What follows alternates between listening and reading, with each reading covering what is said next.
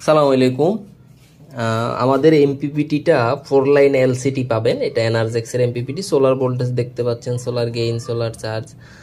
Solar gain এখন 20 এম্পিয়ারের মতো পাচ্ছে আমাদের 700 ওয়াট প্যানেল থেকে। এটা কিন্তু 24 ভোল্ট সিস্টেম।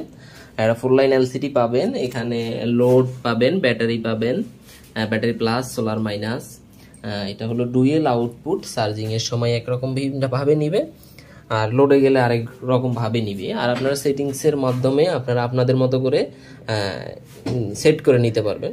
সেটিংসে ঢোকার জন্য দুইটা সুইচ অফ করে দিয়ে আপনি সেট বাটনে ক্লিক করে ধরে রাখলেই সেটিংসে চলে যাবে।